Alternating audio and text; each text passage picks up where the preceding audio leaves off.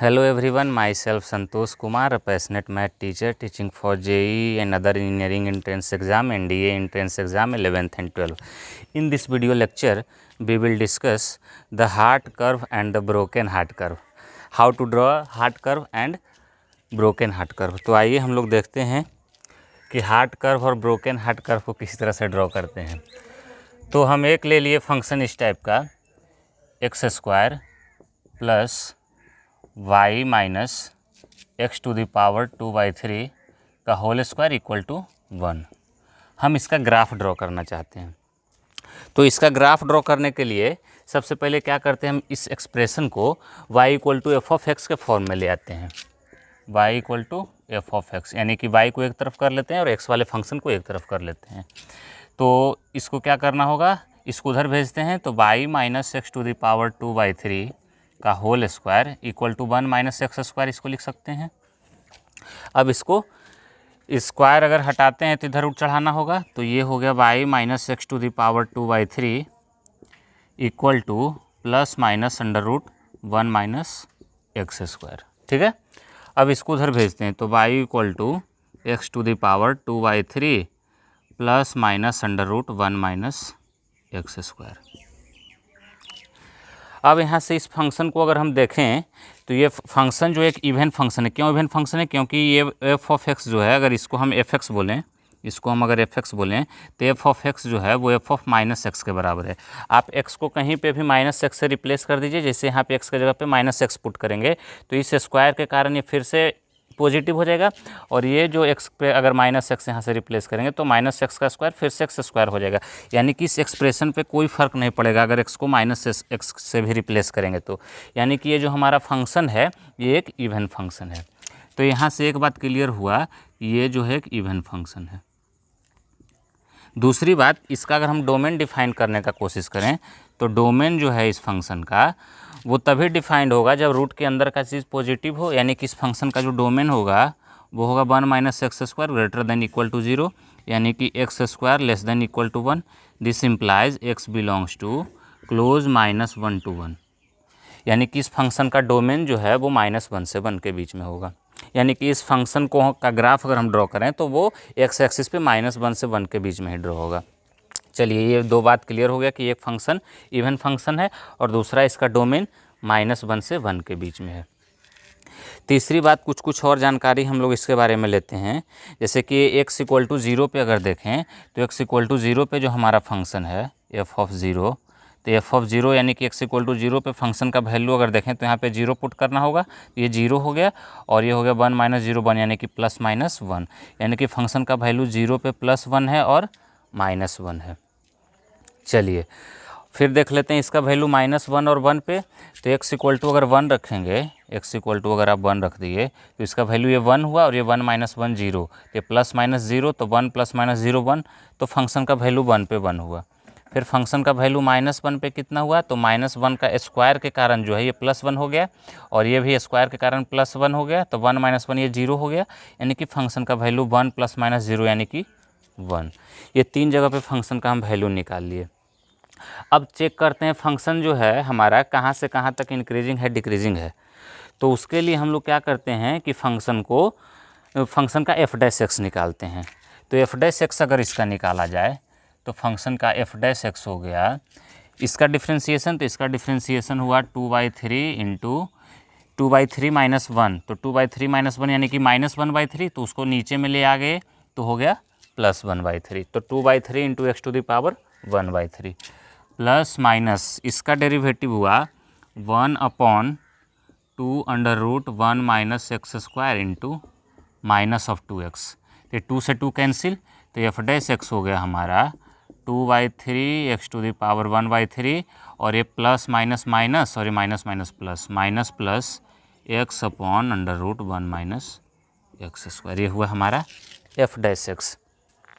तो f dash x को देख करके हम लोग ये बता सकते हैं कि ये फंक्शन 0 से 1 के बीच में, अगर हम एक्स हमारा 0 से 1 के बीच अगर हम लें इस इंटरवल में, एक्स अगर 0 से 1 के बीच में है तो हमारा एक जगह पे कम से कम ऐसा ज़रूर होगा जहाँ कि एफ डैश एक्स 0 होगा। इन एक्स बिलोंग्स टू 0 से 1 f dash x equal to zero at a point. इस इंटरवल में एक पॉइंट पे एफ डैश एक्स जो होगा वो जीरो होगा। उसी तरह से -1 से 0 के बीच में चूंकि जो है फंक्शन हमारा इवन है, तो इसका मतलब ये हुआ कि अगर हम इसका ग्राफ ड्रॉ करें तो वाई एक्सिस के अबाउट सिमेट्रिकल होगा। किसी भी इवन फंक्शन का ग्राफ वाई एक्सिस के अबाउट सिमेट्रिकल होता है। तो अगर x 0 से 1 के बीच में एफ डैश एक्स कहाँ जिस पॉइंट पे 0 होगा, उतना ही दूरी पे ओरिजिन से लेफ्ट साइड में x एक्सिस पे भी फंक्शन का एफ डैश एक्स जो है 0 होगा उस फंक्शन का। यानी कि हमारा ग्राफ जो होगा वो वाई एक्सिस के अबाउट सिमेट्रिकल होगा। क्यों? क्योंकि फंक्शन जो है इवन है। तो अगर 0 से 1 के बीच में एफ डैश एक्स 0 है, तो अगर -1 से 0 लेंगे तो इस इंटरवल में भी एफ डैश एक्स 0 होगा एट अ पॉइंट। और उतना ही दूरी पे, जितना दूरी पे एक्स एक्सिस से राइट साइड में 0 होगा, उतना ही दूरी पे लेफ्ट साइड में भी 0 होगा। तो इन सब चीज़ों के हेल्प से अब हम लोग इसका ग्राफ ड्रॉ करते हैं। तो देखिए अब इसका ग्राफ कैसे ड्रॉ करते हैं।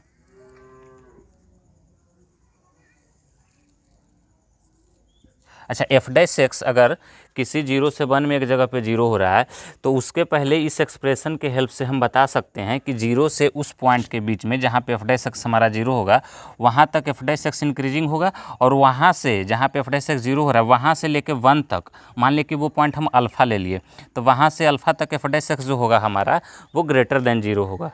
सॉरी, वहाँ से उस पॉइंट से मान लिया कि अल्फ़ा से 1 तक F dash x less than 0 और 0 से अल्फ़ा तक F dash x greater than 0 होगा। तो हम लोग का काम क्या है कि 0 से 1 तक हम लोग ग्राफ ड्रॉ कर लेंगे और उसी का बाई एक्सिस में सिमेट्रिसिटी ले लेंगे, क्योंकि फंक्शन इवन है तो हमारा पूरा का पूरा ग्राफ मिल जाएगा। अच्छा, एक बात और कि इस एक्सप्रेशन को देखने से ये लग रहा है कि एफ डैश एक्स जो है वो 2 पॉइंट पे अनडिफाइंड हो रहा है। एक बार जब हम x 0 लेंगे तब, और दूसरी बार जब x इक्वल टू हम लोग +-1 लेंगे तब। यानी कि एफ डैश एक्स जो है वो 3 जगह पे अनडिफाइंड होगा, यानी कि 3 जगह पे वर्टिकल टेंजेंट बनेगा ग्राफ पे, एक 0 पे और एक +1 पे और एक -1 पे। तो 0 पे फंक्शन का वैल्यू कितना है? एक +1 है और एक -1। ये मान लिए कि हो गया +1 हमारा और ये हो गया -1। तो इधर फिर वैल्यू हम ले लिए, मान लिए कि उतना ही दूरी पे इधर 1 ले लिए और ये उतना ही दूरी पे इधर -1 ले लिए। और बीच में कोई वैल्यू अल्फ़ा जहाँ पे एफ डैश एक्स हमारा मान लो कि 0 के बराबर हो रहा है। और 1 पे जो है वर्टिकल टेंजेंट बनना चाहिए। यहाँ पे क्या बनना चाहिए? Vertical tangent. यहाँ पे भी क्या बनना चाहिए? वर्टिकल टेंजेंट बनना चाहिए।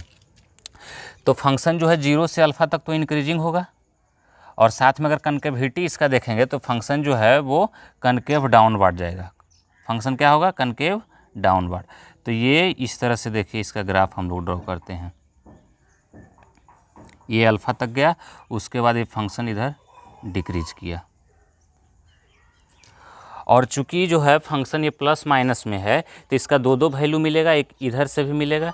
तो दूसरा जो वैल्यू इसका जाएगा वो इस तरह से देखिए जाएगा। यहाँ पे चूंकि ये वर्टिकल टेंजेंट बन रहा है तो ये इस तरह से इधर वैल्यू घटते हुए चला आया। अब चूंकि फंक्शन जो है वो वाई एक्सिस के अबाउट सिमेट्रिकल है, तो इसका ग्राफ इधर से अगर हम ड्रॉ करें तो इधर से भी उसी तरह का ग्राफ आएगा। ये -अल्फ़ा तक जो होगा वो फंक्शन इंक्रीजिंग होगा, और यहाँ पे वर्टिकल टेंजेंट बनेगा -1 पे। तो ये इस तरह से यहाँ के बाद फिर घटेगा फंक्शन, यहाँ तक इंक्रीज करेगा फिर घटते हुए, और फिर सही से इसका ड्रॉ कर लेते हैं ग्राफ हम लोग। ये घटते घटते घटते घटते घटते घटते इधर चला आया। तो हमारा ये जो ग्राफ बना इसका, इस फंक्शन का, ये हार्ट शेप का बना। ये हार्ट शेप का ग्राफ आया। ये हार्ट शेप का क्यों आया? क्योंकि ये फंक्शन जो इवन फंक्शन है तो 0 से 1 तक जैसा ग्राफ होगा बस उसी का सिमेट्रिसिटी हम लोग वाई एक्सिस में ले लेंगे, तो वो इस तरफ भी शिफ्ट कर जाएगा ग्राफ एकदम सेम। तो इस तरह से हम लोग इस फंक्शन का ग्राफ ड्रॉ कर लिए। ये हार्ट शेप आया। तो क्या क्या चीज़ ध्यान रखना होता है इसमें? फंक्शन का देख लिए, नेचर चेक कर लिए तो इवन फंक्शन था। फिर उसका डोमेन देख लिए तो फंक्शन -1 से 1 तक डिफाइंड था। फिर एफ डैश एक्स के हेल्प से ये पता कर लिए कि कहाँ कहाँ पे वर्टिकल टेंजेंट बन रहा है और हॉरिजॉन्टल टेंजेंट कहाँ पे बन रहा है। तो -1 और 1 पे वर्टिकल टेंजेंट बना। साथ में x=0 पे, अगर हम इसको x=0 बोलें तो x=0 पे एफ डैश एक्स 0 हो रहा है, यानी कि फंक्शन यहाँ पे नॉन डिफरेंशिएबल होगा, साथ में वर्टिकल टेंजेंट बनेगा। तो वो काम भी कर लिए। और उसके बाद फिर हम लोग 0 से 1 के बीच में कहीं पे एक जगह पे फंक्शन एफ डैश एक्स 0 हो रहा है तो वहाँ पे यानी कि हॉरिजॉन्टल टेंजेंट बनेगा।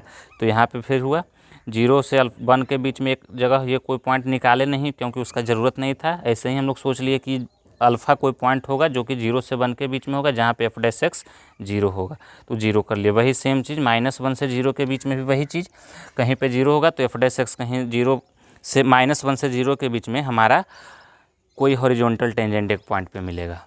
और इस तरह से हमारा ये ग्राफ बन गया। ठीक है, अब आइए हम लोग देखते हैं एक ब्रोकन हार्ट कर्व। तो देखिए, देखते हैं ब्रोकन हार्ट कर्व किस तरह से बनता है। अगर ये हार्ट कर्व है तो ब्रोकन हार्ट कैसा होगा, इसको अगर तोड़ देंगे तो ब्रोकन हार्ट हो जाएगा ना। तो देखिए किस तरह से ये हमारा ब्रोकन हार्ट कर्व बनता है।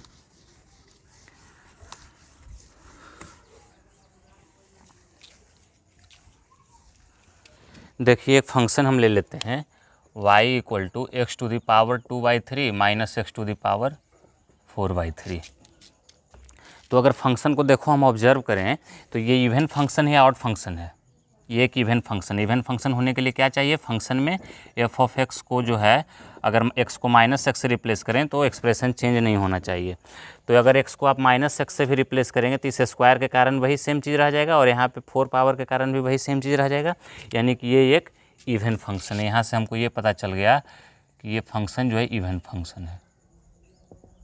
दूसरी बात, इसका अगर डोमेन का बात करें, डोमेन ऑफ फंक्शन, तो x का कोई भी वैल्यू रखेंगे तो फंक्शन हमारा डिफाइंड होगा। डोमेन क्या होता है, x का वो सारा वैल्यू जहाँ पे y = f of x defined हो। तो x कुछ भी आप रखेंगे, कोई भी रियल नंबर लेंगे तो वो डिफाइंड होगा। तो यानी कि इसका डोमेन हो गया पूरा रियल नंबर।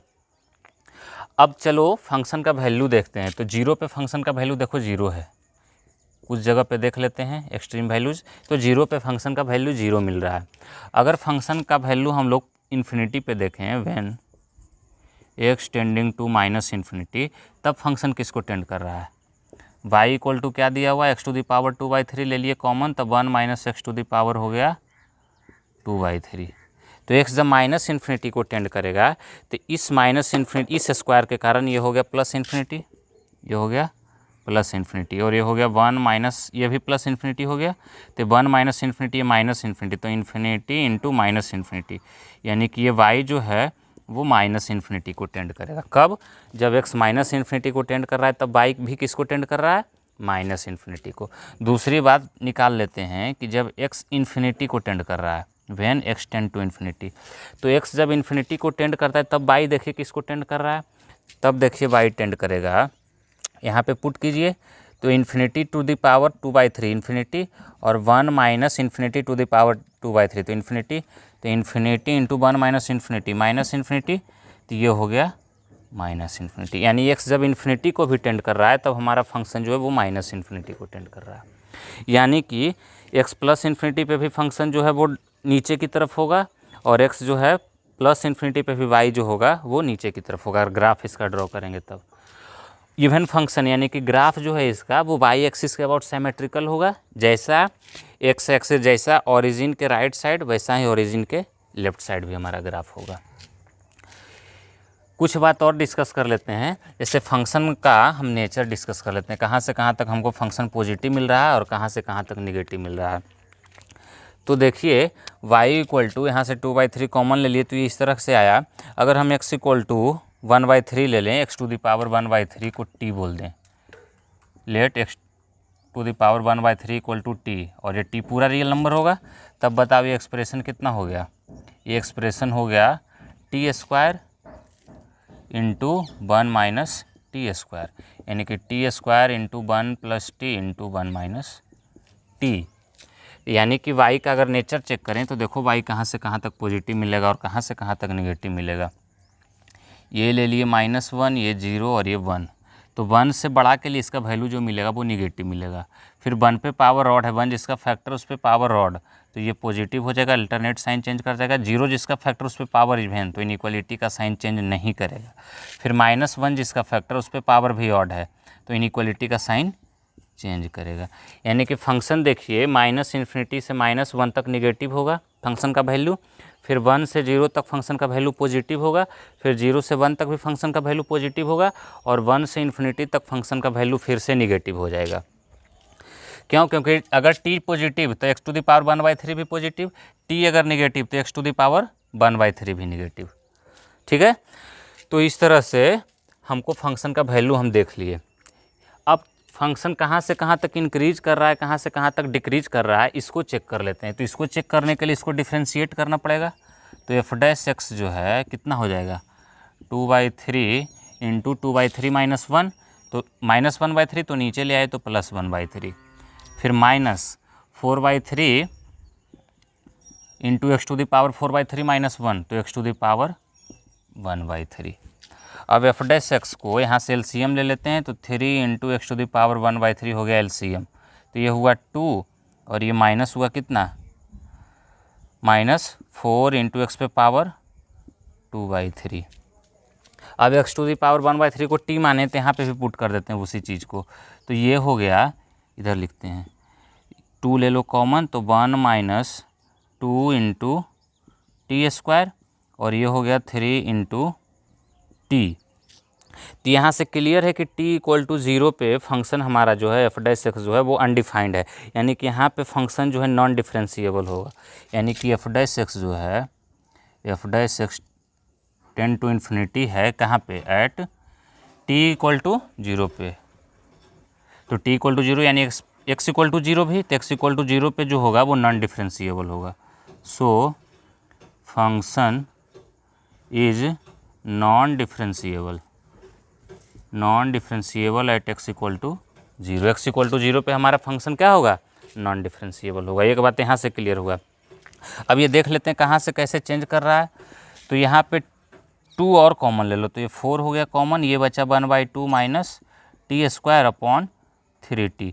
तो इसको हम लोग इस तरह से भी लिख सकते हैं, 4 इंटू 1/√2 माइनस टी और 1/√2 प्लस टी बटा 3t।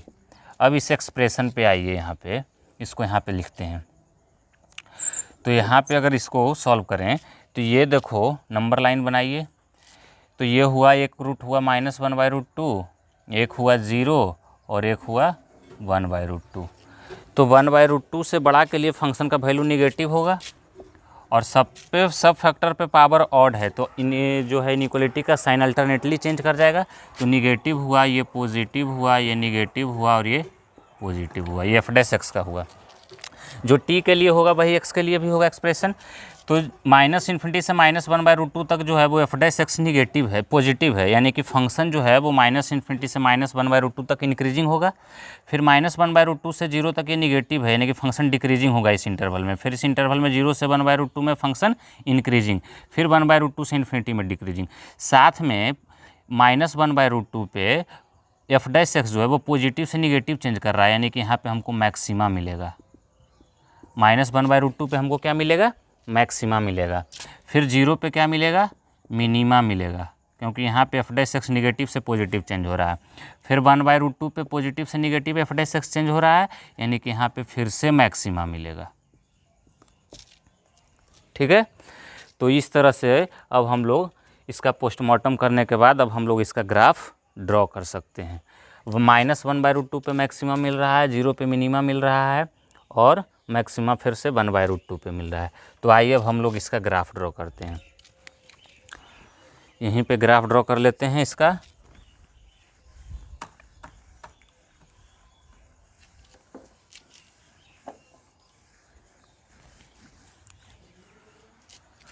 तो फंक्शन तो पूरा रियल नंबर में डिफाइंड हो रहा है ना। ये ले लिए x एक्सिस, ये हमारा y एक्सिस, -∞, ये +∞, इधर +∞, इधर -∞। तो 1/√2 पे हमको मैक्सिमम मिल रहा है, ये मान लिए कि -1/√2 हुआ और ये +1/√2 हुआ। 0 पे फंक्शन नॉन डिफरेंशिएबल है। 0 पे फंक्शन का वैल्यू कितना था, 0 था। चलिए 0 पे 0, और 0 से 1/√2 तक ये पॉजिटिव, यानी कि फंक्शन हमारा इंक्रीजिंग फंक्शन होगा। तो ये फंक्शन इंक्रीज किए इस तरह से। फिर 1/√2 के बाद क्या है, डिक्रीजिंग है। तो 1/√2 के बाद ये डिक्रीज करेगा कहाँ तक, 1/√2 के बाद ये डिक्रीज करेगा हमारा f' 0 तक।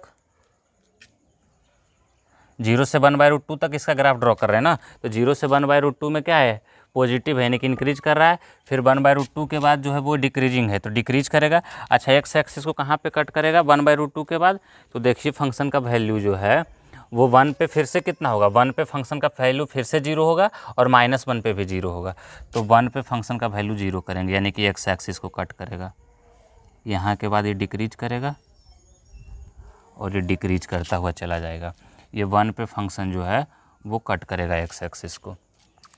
अगर इसको इधर लें तो चूंकि ये इवन फंक्शन है तो जिस तरह का ग्राफ हमको ओरिजिन के राइट साइड मिल रहा है उसी तरह का लेफ्ट साइड, यानी कि इसी का इमेज ले लेंगे बाई एक्सिस में सिमेट्रिसिटी ले लेंगे। तो ये फंक्शन जो है देखो यहाँ से यहाँ तक इंक्रीज करेगा और फिर इधर ये डिक्रीज करेगा, ये हो जाएगा -1 -1, 0।